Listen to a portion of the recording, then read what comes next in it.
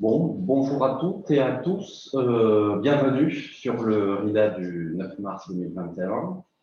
Alors, il n'est pas tout à fait 13 heures, mais aujourd'hui, nous accueillons Amélie Daveluy et Alexandre Perret du Centre d'addictovigilance de Bordeaux qui vont nous présenter les actualités en addictovigilance sur l'Aquitaine et l'ex-Aquitaine et l'océan Indien. Voilà, donc certains d'entre vous de la région, de la sous-région aquitaine sont avec nous aujourd'hui. Peut-être que l'océan Indien va nous rejoindre. Voilà, donc je remercie Alexandre et Amélie de faire cette présentation qui va durer 20-30 minutes et après on aura un temps de discussion. Voilà. D'autre part, je rappelle que la présentation est enregistrée et sera en ligne via le site de Sansi. Et si vous êtes abonné à la liste de diffusion des RIDA, vous pourrez y accéder directement. Voilà.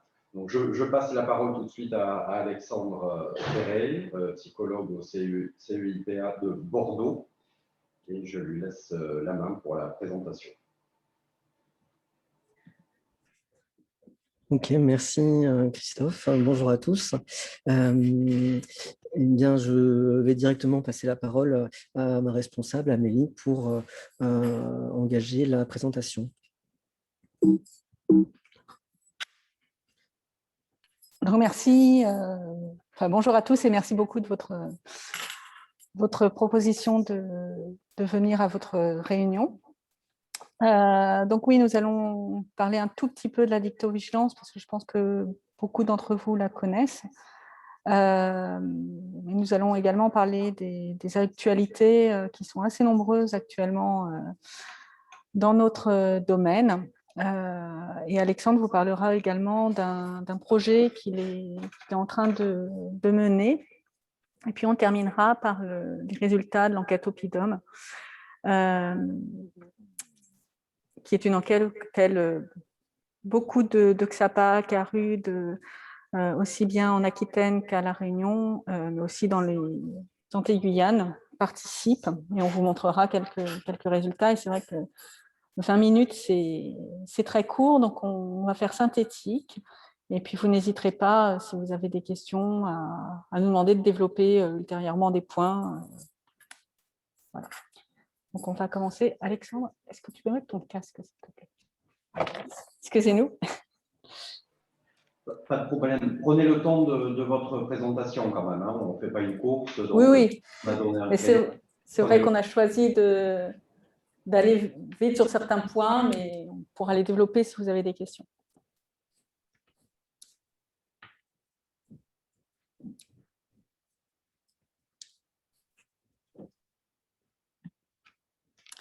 Alors, déjà, qu'est-ce que l'addictovigilance? C'est une des vigilances sanitaires qui existent, au même titre que la pharmacovigilance qui va s'occuper des effets indésirables des médicaments. L'addictovigilance va avoir pour objet la surveillance, l'évaluation, la prévention et la gestion des cas d'abus, de pharmacodépendance, d'usage détourné pour ce qui concerne le médicament et de tous les risques liés à la consommation de substances psychoactives.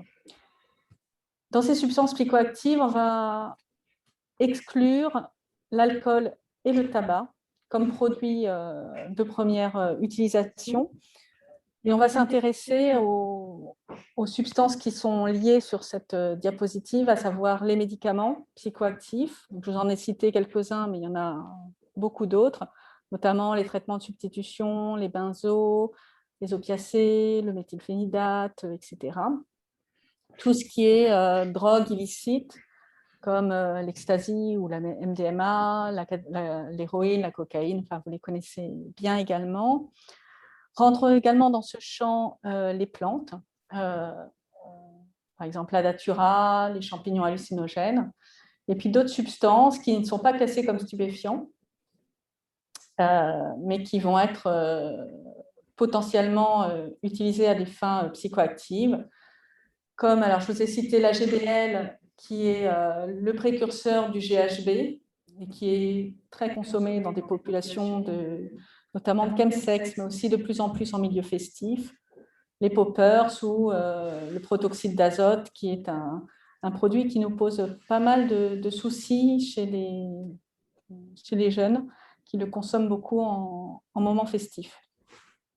Alors bien sûr, on va quand même s'intéresser à l'alcool et au tabac comme produits associés chez des patients qui consomment les substances citées précédemment.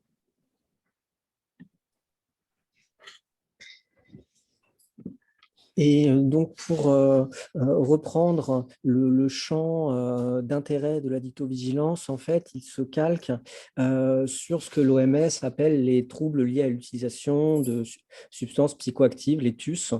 Et on a 6 indicateurs: l'intoxication aiguë, l'utilisation nocive pour la santé, le syndrome de dépendance, le syndrome de sevrage, le trouble psychotique associé à la consommation et le syndrome amnésique. Et donc, c'est vrai qu'avec cette définition-là, on voit bien à quel point le champ de l'addictovigilance et le champ de l'addictologie se recoupent par endroits, mais sont distincts.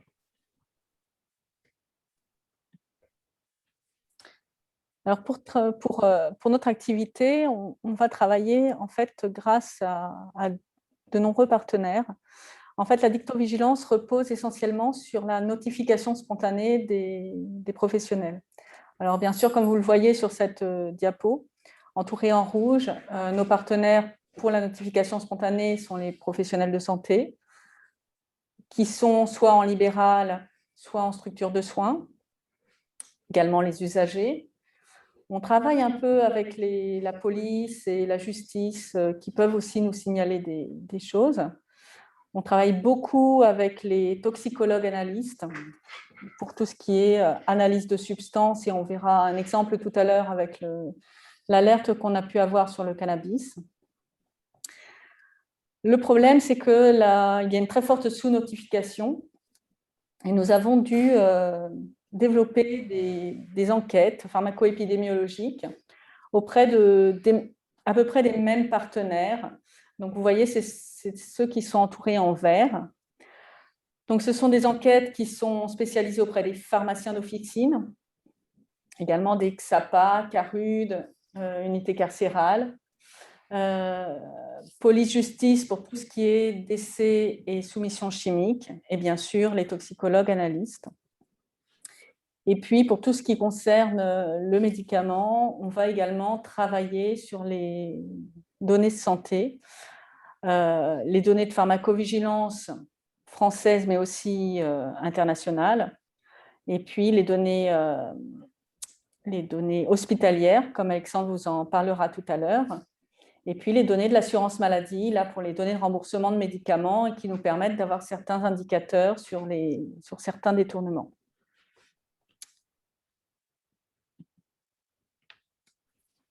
Alors, juste si on revient sur la diapo précédente, pardon, vous voyez qu'on est au centre de tous ces partenaires.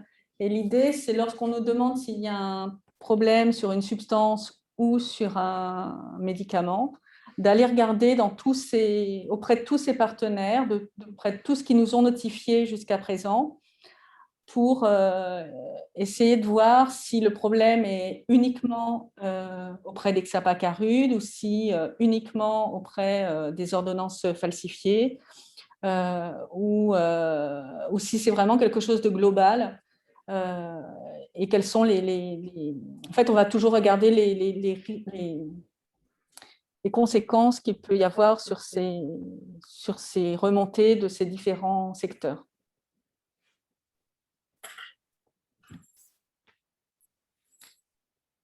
Alors, on a fait le choix de vous parler de certaines actualités. La première étant, je ne sais pas si vous recevez tous notre bulletin d'addictovigilance, mais en décembre dernier, nous vous avons envoyé une alerte sur la présence de cannabinoïdes de synthèse dans de l'herbe vendue pour de cannabis dans la région Aquitaine. Alors en fait, ces cannabinoïdes de synthèse nous posent problème aussi bien dans l'océan Indien qu'en métropole. Dans l'océan Indien, on a un signal depuis 2015 de produits qui s'appellent la chimique, parfois la chamane, qui sont des cigarettes artisanales fumées. Alors, à Mayotte, c'était essentiellement par des adolescents qui arrivaient aux urgences avec des troubles du comportement, notamment de violence, de malaise. Et ce phénomène s'est peu à peu étendu à La Réunion, où en 2007, on a eu les premiers signalements. Et si on regarde sur l'année 2018-2019, il y a eu 37 cas qui ont été rapportés au centre d'addictovigilance. Donc là, on est chez des sujets un peu plus âgés, puisqu'ils ont un âge médian de 25 ans, et des extrêmes qui vont de 15 ans à 67 ans. Donc ce sont des cigarettes qui contiennent des cannabinoïdes de synthèse. On a actuellement aussi un petit signal sur des ventes de cigarettes qui finalement sont de la chimique, donc qui peuvent faire penser à une certaine soumission chimique par cette vente de cigarettes.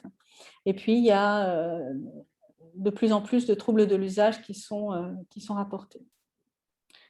Donc, dans l'océan Indien, on a identifié de nombreux cannabinoïdes de synthèse différents, dont le fameux MDMB-4EN-Pinaca en 2019. Et c'est ce cannabinoïde de synthèse-là qui est à l'origine de l'alerte qui a été diffusée fin 2020 alors à Bordeaux, en Aquitaine, mais aussi dans la région PACA-Corse, mais aussi dans la région Auvergne-Rhône-Alpes et également dans les Pays de la Loire.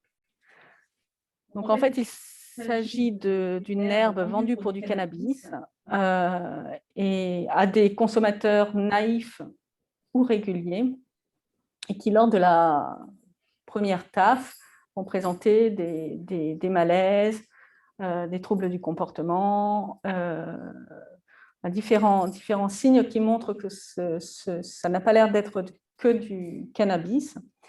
Et donc, on a pu analyser plusieurs échantillons de cette herbe et également, pour les patients qui ont été hospitalisés, rechercher au niveau urinaire et sanguin ce qu'ils avaient pu consommer. Et il s'avère que pour tous les cas qui nous ont été rapportés, on a retrouvé le même cannabinoïde de synthèse, le MDMB-4EN-Pinaca, qui est le même cannabinoïde de synthèse qui a été retrouvé dans les autres régions de métropole.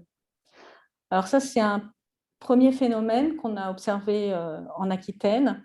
Il y a un deuxième phénomène qui est observé plus dans le nord-est, le nord de la France, avec la consommation de e-liquides qui contiennent des cannabinoïdes de synthèse, qui sont achetés sur Internet. Alors, entre parenthèses, vous voyez PTC, c'est Pète ton crâne. C'est le nom du produit qui est acheté, alors, surtout par des adolescents, notamment plutôt des lycéens, mais il y a eu quelques cas chez des plus jeunes.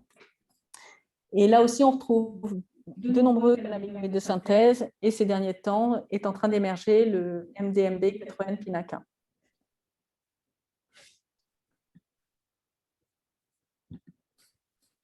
Alors, un petit mot sur les cannabinoïdes de synthèse. Donc, ils font partie des nouveaux produits de synthèse qui ont été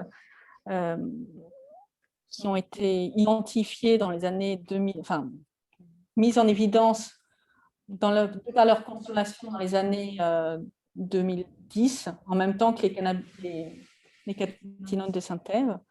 Donc, ces cannabinoïdes de synthèse ont mimé les effets du THC, mais ont une puissance pharmacologique beaucoup plus élevée. Donc, les effets vont apparaître à des doses particulièrement faibles, et souvent une seule taf suffit pour avoir des effets qui peuvent entraîner l'hospitalisation. Les effets de ces cannabinoïdes de synthèse sont souvent les mêmes que ceux du THC, mais peuvent être beaucoup plus sévères, avec parfois des cas mortels, avec des atteintes cardiovasculaires, psychiatriques, neurologiques ou encore digestifs, avec notamment des syndromes cannabinoïdes qui ont été rapportés.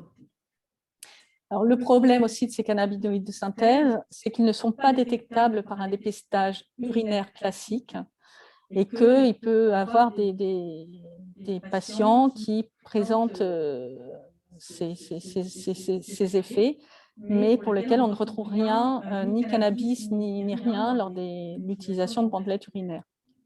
Il faut des méthodes de dosage assez évoluées, comme ce que l'on a à Bordeaux, la spectrométrie haute résolution, pour identifier ces substances. Parce que comme en plus elles sont très puissantes, elles sont souvent peu concentrées, donc il faut vraiment aller les chercher, et comme elles sont très nombreuses, il faut avoir les bons témoins pour pouvoir les identifier.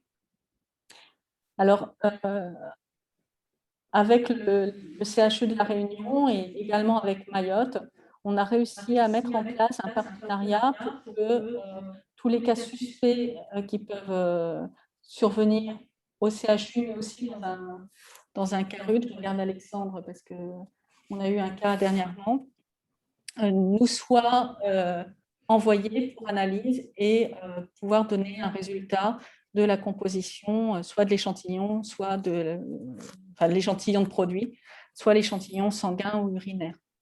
Et puis pareil, bien sûr, à Bordeaux, où on a eu donc de mémoire depuis décembre, on a eu 9 patients hospitalisés, non, pardon, on a eu 5 patients hospitalisés ou en tout cas admis aux urgences après consommation de ce cannabis. On a pu récupérer, Alexandre a pu récupérer 2 échantillons de cannabis qui avaient été vendus à des personnes qui fréquentaient un CARUD. Et puis on a également pu récupérer un échantillon de produits aux urgences de Charles Perrins, après qu'un patient soit arrivé avec des effets inhabituels après prise de cannabis qu'il avait acheté chez son revendeur habituel.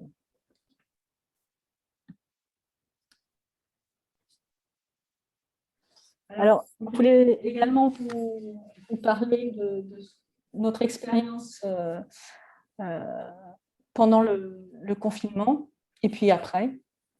Alors, ceux qui sont aussi abonnés à notre lettre ont dû recevoir pas mal de mails de notre part en tout début de confinement pour rappeler la prudence et la surveillance à avoir après l'assouplissement des conditions de prescription et de délivrance de certains médicaments, dont les médicaments stupéfiants, dans le contexte de confinement. En fait, on travaille donc en réseau avec les autres centres d'addictovigilance. On s'est inquiété du risque de surdose aiguë, soit liée à la consommation dans le contexte du confinement à la maison ou à domicile, soit liée aux réserves qui auraient pu être faites de certains médicaments et donc de revente dans la rue de ces médicaments. C'est également inquiété du risque de modification des consommations liées à des possibles ruptures de fournisseurs, notamment la cocaïne ou le cannabis. Et donc, il y a eu une surveillance renforcée d'addictovigilance qui a été mise en place, avec donc une communication un peu plus suivie, avec notamment des informations sur le risque de dose lié à la méthadone et la nécessité de mettre en place des traitements de mettre en place des kits de naloxone auprès des patients. Donc, ce qui est ressorti, c'est des surdoses donc au niveau national, des surdoses de méthadone, mais aussi d'autres antalgiques opioïdes, notamment le tramadol et l'oxycodone, des surdoses de cocaïne et d'héroïne, et puis également des demandes, une augmentation des demandes suspectes de prégabaline, une persistance de consommation de protoxyde d'azote, notamment par groupe dans la rue, avec une possibilité d'acheter, de commander sur Internet. Et puis, une persistance du signalement d'atteintes neurologiques chez des jeunes après consommation de protoxyde d'azote. Et puis, il y a eu quelques cas aussi de sevrage en cannabis. Alors, en Aquitaine, on a surtout eu des cas liés à la méthadone. En particulier, sur la période de mars à juillet 2020, il y a eu 21 cas graves vraiment liés à cette période un peu particulière, dont 16 décès. Donc, ce qui est énorme, puisque, comme vous le voyez en bas, en 2019, on nous avait signalé, donc toujours notification spontanée, 12 décès. Je vous ai aussi mis entre parenthèses qu'on attend les résultats de l'enquête DRAME 2020. Alors, l'enquête DRAME, c'est une enquête qui est menée tous les ans auprès des toxicologues analystes, où on fait un peu le top 20 des substances qui sont les plus impliquées dans les décès dans un cadre de consommation psychoactive. Donc, parmi ces 16 décès, il y en avait 10 qui étaient en lien avec une prise de méthadone associée à la cocaïne dans 6 cas. Et puis, on avait quand même la confirmation de la substance, soit par dosage analytique, soit parce qu'on avait retrouvé un flacon, des blisters à côté du corps. Ce n'était pas uniquement localisé à Bordeaux, hein, parce qu'il y a 3 départements, donc Gironde, Pyrénées-Atlantiques et Dordogne qui ont été concernés.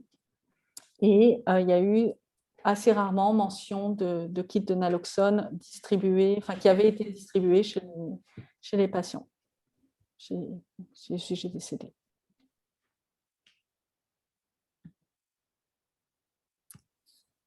Et pour terminer dans cette partie actualité, je pense que vous avez dû là aussi voir passer notre mail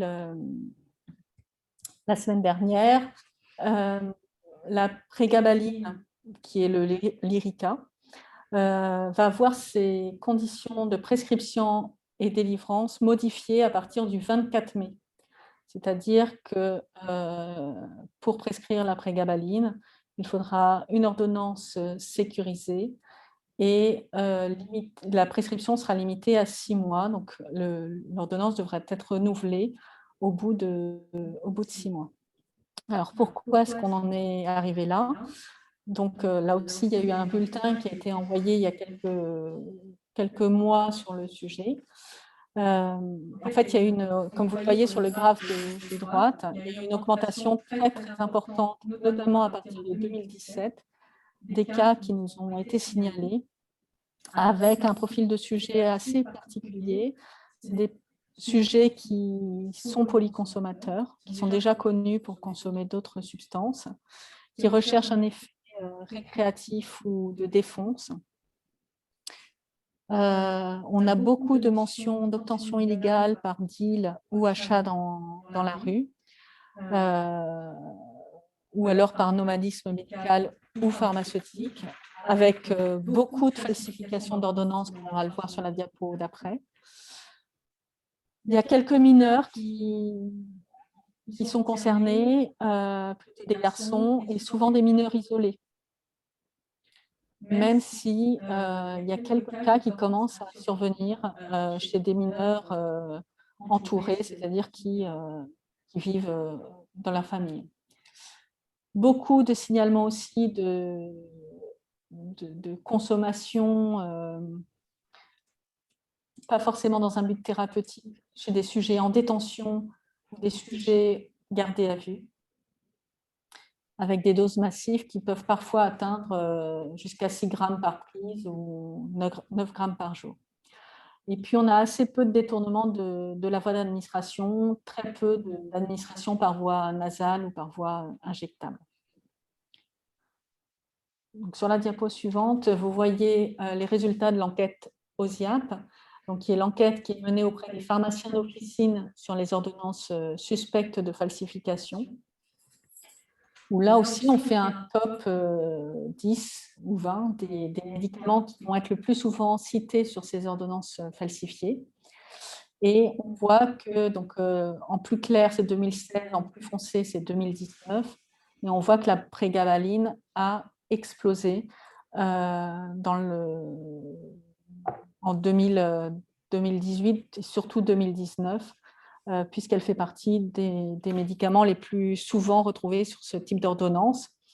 Comme vous le voyez ici,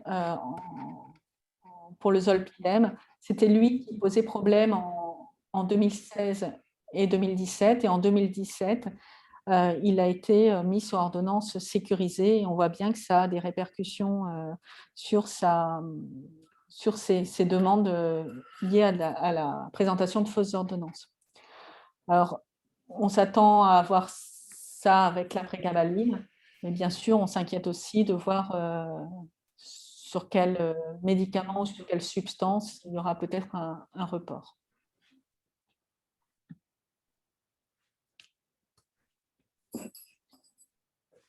Ok, je vais rebondir du coup après ces éléments que vous a présentés Amélie sur les actualités en addictovigilance par deux petits points sur des études. Une étude qui s'appelle SISMAM et qui est en cours actuellement, qui cherche en fait à améliorer le repérage des cas d'addictovigilance au CHU. Alors pourquoi est-ce que je vous en parle? C'est que la méthodologie est assez intéressante puisque traditionnellement, comme vous l'a dit Amélie, on travaillait avec un repérage à partir des codes SIM10 dans le PMSI. Et en fait, depuis cette année, on travaille avec l'entrepôt de données du CHU. Et l'entrepôt de données, en fait, c'est une grosse base qui va prendre en compte tous les dossiers médicaux de l'hôpital et dans lequel on peut faire des requêtes, notamment par mots-clés et plus seulement par code. Et par conséquent, on a beaucoup plus de finesse et on espère améliorer la spécificité de la requête et la sensibilité. Et donc, avoir une meilleure connaissance des patients qui passent à l'hôpital présentant des cas qui relèvent de l'addictovigilance. Et je vous parle de cette étude plus particulièrement parce qu'elle a un lien direct avec les addictologues que vous êtes. L'objectif, c'est aussi de réussir à pouvoir évaluer avec les ELSA locales quels sont les patients qu'on pourrait détecter avec l'algorithme qu'on va mettre en place et qui ne sont pas signalés à l'ELSA. Donc voilà, c'est un travail en cours et on reviendra vers les ELSA du CHU pour continuer ce travail. Deuxième étude, alors là, on n'est pas sur une étude qui vient de commencer, puisque Oppidum, je pense que vous êtes très nombreux à la connaître et vous êtes très nombreux à participer à cette étude qui est donc l'observation des produits psychotropes illicites ou détournés de leur utilisation médicamenteuse. Ça fait 29 ans qu'elle existe, on est à la 31e édition, enfin qui a été faite en 2019, pardon, donc 32e en 2020, et c'est une étude transversale sur les consommations de psychotropes qui ont lieu la semaine précédant le recueil. Le recueil a lieu en octobre tous les ans. Et donc, je vais vous présenter quelques éléments issus des résultats de l'enquête 2019, avec à chaque fois des tendances générales et ensuite un petit focus sur l'Aquitaine et la Réunion. Alors, je ne sais pas si les addictologues de la Réunion nous ont rejoints ou pas. Du coup, je passerai peut-être rapidement sur la Réunion, ou sinon, signalez-moi si vous êtes là. On reviendra dessus pendant la discussion après la présentation. Alors, tout d'abord, en termes de données brutes, Oppidum, c'est plus de 5500 consommateurs qui ont répondu en 2019, pour un total donc, de plus de 11 000 substances qui ont été notées dans l'enquête. En Aquitaine, on fait partie des bons élèves parmi les régions qui répondent, puisqu'on voit qu'il y a eu 277 sujets qui ont répondu et plus de 600 fiches, enfin quasiment 600 fiches produits complétées.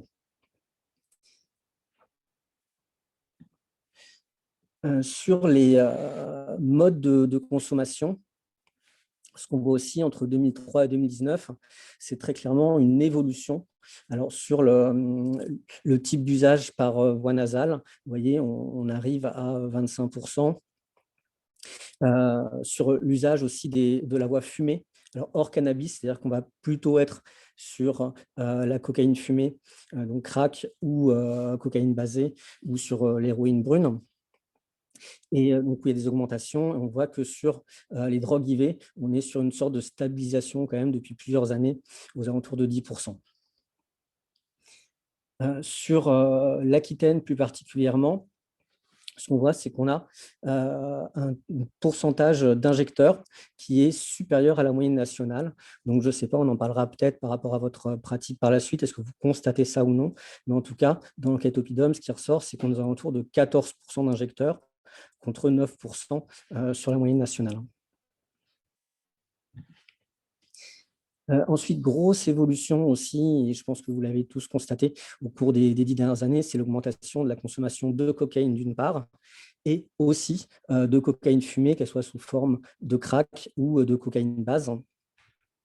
Ce qu'on remarque au niveau national et qu'on retrouve aussi au niveau local, même si, pour le coup, l'Aquitaine ne fait pas partie des départements, des régions où il y a le plus de consommateurs de cocaïne. Maintenant, un petit point sur les benzodiazépines. Alors, là, c'est toute consommation, y compris dans le cadre de prescription médicale. Ce qu'on voit depuis 1995, c'est une augmentation de la consommation de diazépam et d'oxazépam. Et le signal peut-être le plus intéressant, c'est sur le clonazépam. Vous voyez, c'est assez faible, mais pour le coup, ce qu'on a constaté, c'est qu'il y avait un mésusage important et vraiment un usage à risque. Et sur cette diapo, à côté, j'ai mis en miroir plutôt des informations sur d'autres médicaments, et en particulier un signal intéressant sur l'Aquitaine, c'est le méthylphénidate, donc notamment la ritaline, puisqu'on voit qu'on a quand même 1,8% de signalement de cette consommation par rapport au reste de la France où on est à 0,7. Pour conclure, au niveau des opiacés, j'ai une petite diapo sur les substances associées à la consommation de méthadone. Et donc, ce qu'on voit, c'est qu'il y a des différences entre les consommations associées, que ce soit la méthadone sous forme sirop ou sous forme gélule, mais surtout qu'il y a donc quand même une consommation importante d'héroïne associée à la prise de méthadone, y compris donc cette semaine avant l'enquête. Et si je vous parle d'opiacés, c'est surtout pour vous montrer cette petite vignette là en haut à droite sur la naloxone, qui est très intéressante puisque Oppidum a fait évoluer son questionnaire justement en 2019 en posant des questions sur la naloxone. Et ce qu'on se rend compte, c'est qu'en Aquitaine, on est nettement meilleur sur la connaissance de l'existence de la naloxone, sur la mise à disposition, et y compris ce nombre de personnes qui l'ont utilisé, ce qui est plutôt très positif. Voilà, on vous remercie de votre attention. Si vous avez des questions, vous pouvez nous les poser tout de suite ou plus tard par téléphone ou par mail pour nous signaler un cas ou pour recevoir l'aide d'Addictovigilance.